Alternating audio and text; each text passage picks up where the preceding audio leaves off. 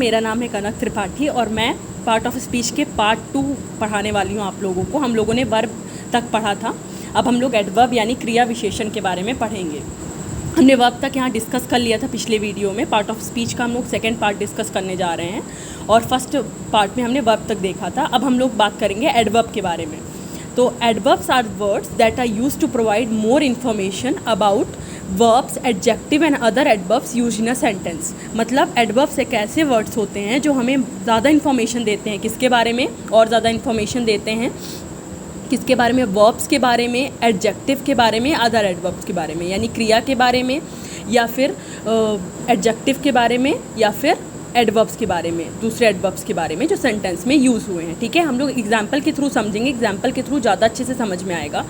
तो पहला एग्जाम्पल जैसे fast, quite, loudly, carefully etcetera, यानी फास्ट यानी तेज, लाउडली, क्लियर, केयरफुली, क्वाइट, ये सब एडवर्ब्स होते हैं। ठीक है, एडवर्ब्स जिसे हम लोग कहते हैं क्रिया विशेषण, जो क्रिया की भी विशेषता बतलाए। अभी तक हम लोगों ने एडजेक्टिव पढ़ा जो नाउन की विशेषता बतलाता था, प्रोनाउन की विशेषता बतलाता था। हम लोगों ने नाउन पढ़ा, प्रोनाउन पढ़ा, noun is the name of person, place, thing, और प्रोनाउन पढ़ा जो नाउन की जगह पे यूज़ किया जाता है, उन वर्ड्स को हम प्रोनाउन कहते हैं। फिर एडजेक्टिव पढ़ा जो हमें मोर इन्फॉर्मेशन देते हैं किसके बारे में? Subject in a sentence. और उसके बाद हमने पढ़ा, एक क्विक रिवीजन हम लोग ले रहे हैं, उसके बाद हम लोगों ने पढ़ा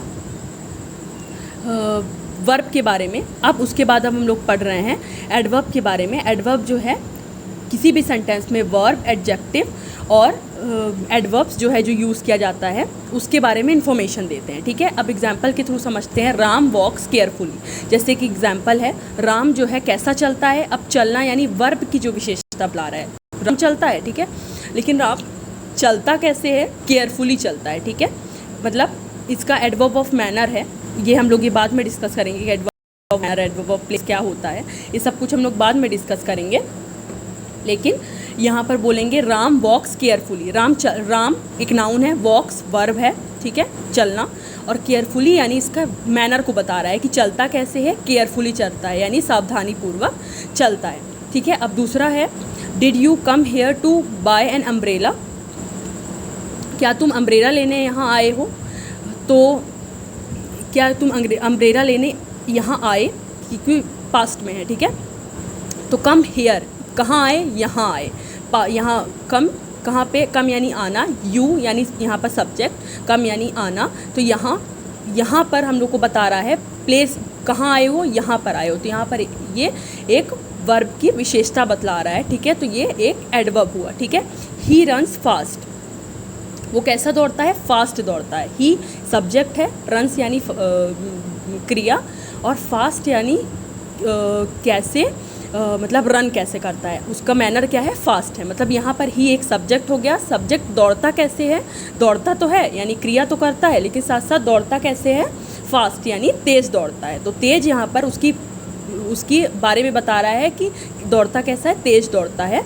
तो सब्जेक्ट उसके वर्ब की भी विशेषता बतला रहा है, तो जो वर्ब की भी विशेषता बतलाए उसे हम लोग कहते हैं एडवर्ब। ठीक है, जो वर्ब में भी कुछ चीज़ ऐड कर दे या मॉडिफाई कर दे या फिर उसको बारे में इंफॉर्मेशन दे, हम लोग इस तरीके से ट्रिक से समझ सकते हैं। जो वर्ब के बारे में भी विशेषता, वर्ब की भी विशेषता बतलाए उसे हम कहते हैं एडवर्ब। ठीक है, अब 6th वन इज़ प्रेपोजिशन। लोगों को प्रेपोजिशन कंजक्शन में थोड़ा सा डिफरेंस, मतलब कन्फ्यूज़न होता है, तो हम लोग समझने की कोशिश करते हैं। Preposition 6th one is preposition. हमारे 8 होते हैं टोटल पार्ट ऑफ स्पीच, जिसपे 6वां है प्रेपोजिशन, जिसे हम लोग हिंदी में कहते हैं संबंध सूचक अव्यय। ठीक है, हम लोगों ने एडवर्ब पढ़ लिया। एडवर्ब क्या होता है? वर्ब को जो वर्ब के बारे में या एडवर्ब के बारे में या एडजेक्टिव के बारे में जो इन्फॉर्मेशन प्रोवाइड करते हैं कि कैसे वो काम कर रहा है। ठीक है, फास्ट मैनर में कर रहा है, स्लो कर रहा है, तेज कर रहा है, तेज कर रहा है, धीमे कर रहा है, मतलब अच्छे से कर रहा है, कैसे कर रहा है, ये सब कुछ बताता है। ठीक है, 6 preposition. Preposition is a word which shows relation between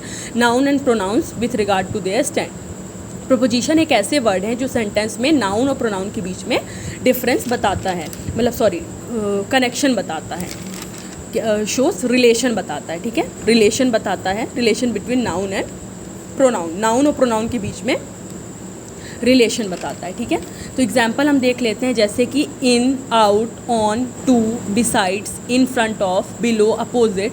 ठीक है, तो बिसाइड्स यानी बगल में, और अपोजिट यानी विपरीत दिशा में, बिलो यानी नीचे। तो ये सब कुछ किस में इंक्लूडेड होते हैं? प्रेपोजिशन में इंक्लूडेड होते हैं, ठीक है। जैसे the book is on the table, the boy is in the room, third he is away from me. तो the book is on the table, यहाँ बुक और टेबल के बीच में क्या बता रहा है? रिलेशन स्टेबलाइज करने के लिए ऑन का यूज़ किया गया है कि बुक क्या है? टेबल के ऊपर रखी हुई है, ठीक है। बॉय जो है रूम में है, ठीक है। ही इज़ अवे फ्रॉम मी, वह मुझसे दूर है, ठीक है। तो यहाँ पर ये सब चीज़ें तो रिलेशन बिटवीन नाउन और प्रोनाउन के बीच में रिलेशन स्टेबलाइज करने के बीच के लिए यूज़ किया जाता है, ठीक है। कि book is on the table, table के ऊपर है बुक, ठीक है। अब ये आई होप समझ में आ गया होगा। अब अगला है कंजक्शन, ठीक है। कंजक्शन क्या होता है? अब कंजक्शन जिसे हम लोग कहते हैं हिंदी में संयोजक अव्यय, क्या कहते हैं? संयोजक अव्यय। A conjunction is a word which join two words और टू सेंटेंसेस। कंजक्शन एक ऐसा वर्ड होता है जो टू वर्ड्स या टू सेंटेंसेस को जोड़ने का काम करता है। कोई दो शब्द हैं या दो सेंटेंस हैं, उन्हें जोड़ने का काम करता है। जैसे for example and, yet, but, because, etcetera, ठीक है। जैसे ये एंड हो गया, येट हो गया, बट हो गया, बिकॉज हो गया, ठीक है। जैसे कि first example, Ram and Shyam are here, Ram और श्याम यहाँ पर हैं, ठीक है। तो राम और श्याम ये दो नाउन को, ये दो वर्ड्स को जोड़ने का काम एंड कर रहा है, यानी और कर रहा है, जिसे हम एंड को हिंदी में और कहते हैं, ठीक है।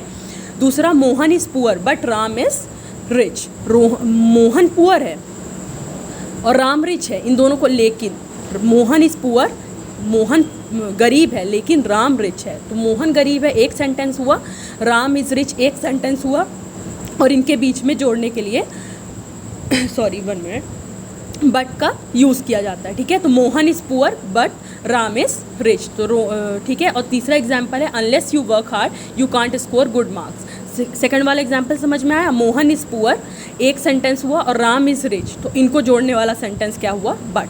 Unless you work hard you can't score good marks, तो यू वर्क हार्ड और you can't score good marks दो सेंटेंस हैं, इनको जोड़ने का काम अनलेस करता है। जब तक तुम हार्ड वर्क नहीं करोगे तब तक तुम अच्छा स्कोर प्राप्त नहीं कर सकते, ठीक है, अटेन नहीं कर सकते, अच्छे स्कोर अटेन नहीं कर सकते, ठीक है।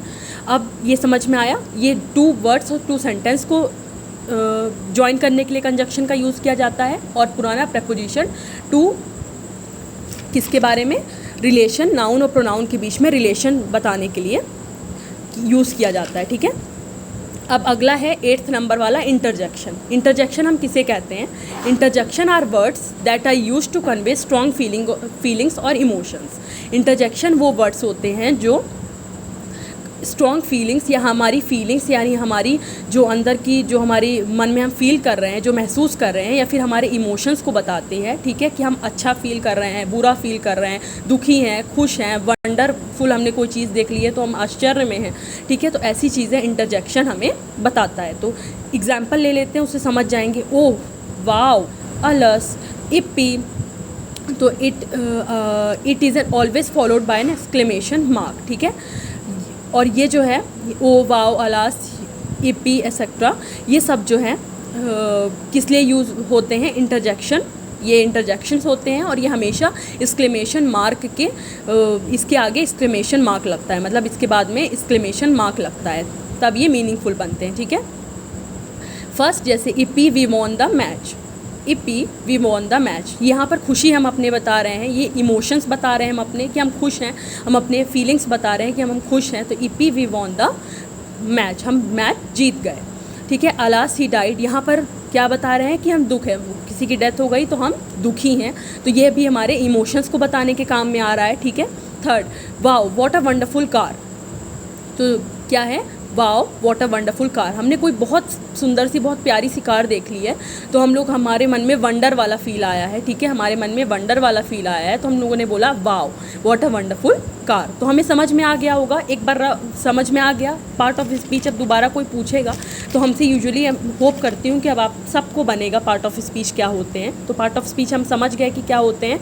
पार्ट ऑफ स्पीच होते हैं कुछ ऐसे grammatical one of the grammatical groups into which words are divided. ऐसे कुछ ग्रामेटिकल ग्रुप्स जिसमें वर्ड्स डिवाइडेड हैं, और वो वर्ड्स सेंटेंस में यूज़ होते हैं, ग्रामेटिकल सेंटेंस में, तो जिसमें वर्ड्स डिवाइडेड हैं, ऐसे ग्रामेटिकल ग्रुप्स। और इनके 8 काइंड्स होते हैं, ये noun, pronoun, verb, adverb, adjective, preposition, conjunction, interjection. और हम सबके बारे में जान भी गए कि क्या होता है, एग्जाम्पल के साथ हमने समझा, ठीक है। तो हम लोग इंटरजेक्शन तक पहुंच गए, इंटरजेक्शन तक हम लोगों ने पढ़ लिया, ठीक है। आई होप ये क्लियर हो गया होगा। तो अब आपसे पार्ट ऑफ स्पीच कोई भी पूछेगा तो आपसे बन जाएगा। तो अगर आपको मेरी वीडियो अच्छी लगी हो तो प्लीज़ लाइक करिए और दूसरों को शेयर कीजिए और सब्सक्राइब कीजिए मेरे चैनल को। Thank you very much.